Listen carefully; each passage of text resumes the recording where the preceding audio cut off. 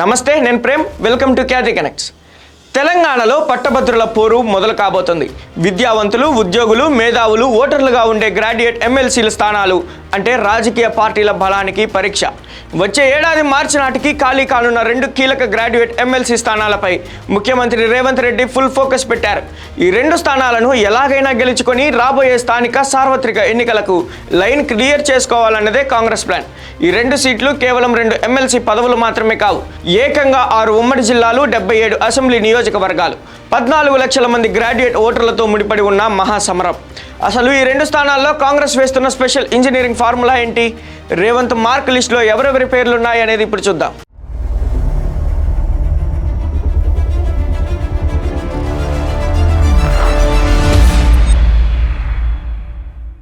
కాంగ్రెస్ అధిష్టానం ఈసారి అభ్యర్థుల ఎంపికలో అత్యంత వ్యూహాత్మకంగా అడుగులు వేస్తోంది. 2 గ్రాడ్యుయేట్ ఎమ్మెల్సీ స్థానాల్లో ఒక స్థానాన్ని రెడ్డి సామాజిక వర్గానికి, మరో స్థానాన్ని బీసీ వర్గానికి కేటాయించాలని సూత్రప్రాయంగా నిర్ణయించినట్లు సమాచారం.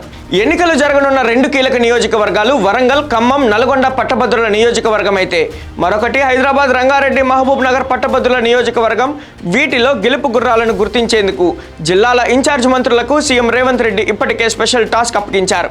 గ్రౌండ్ రిపోర్టులు తెప్పించుకుని వడపోత పోస్తున్నారు.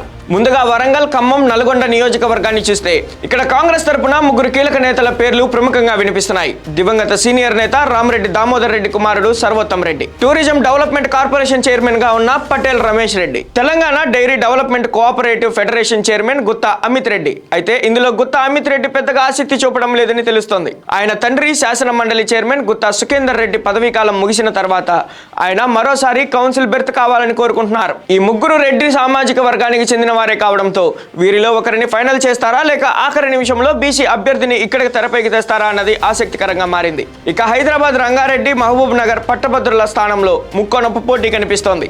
ఇక్కడ 3 బలమైన ఆశావాహులు రేసులో ఉన్నారు. పిసిసి అధికార ప్రతినిధి సామా రామ్మోహన్ రెడ్డి, ప్రైవేట్ విద్యాసంస్థల అసోసియేషన్ నేత గౌరీ సతీష్ యాదవ్ గతంలో విద్యాసంస్థల్లో యాక్టివ్ రోల్ పోషించడంతో పాటు పట్టభద్రుల ఓట్లను తిప్పగలరన్న అంచనా ఉంది. ఎన్ఎస్యుఐ మాజీ నేత, విద్యార్థి వర్గాల్లో మంచి పట్టు, ఆర్థిక బలం ఉన్న జక్కిడి శివచరణ్ రెడ్డి ఒకవేళ నల్గొండ స్థానంలో రెడ్డి అభ్యర్థిని ఖరారు చేస్తే హైదరాబాద్ స్థానంలో బీసీ వర్గానికి చెందిన గౌరీ సతీష్కే లైన్ క్లియర్ అయ్యే అవకాశాలు పుష్కలంగా ఉన్నాయని పార్టీ వర్గాలు విశ్లేషిస్తున్నాయి. ఈ 2 స్థానాలు కాంగ్రెస్కు ఎందుకు ప్రతిష్టాత్మకమో తెలుసా? స్వయంగా ముఖ్యమంత్రి రేవంత్ రెడ్డి ఏకంగా 10 మంది మంత్రులు, అసెంబ్లీ స్పీకర్, డిప్యూటీ స్పీకర్, శాసన మండలి చీఫ్ విప్, మొత్తం 6 మంది ఎమ్మెల్సీలు ఈ 6 ఉమ్మడి జిల్లాలకు చెందిన వారే.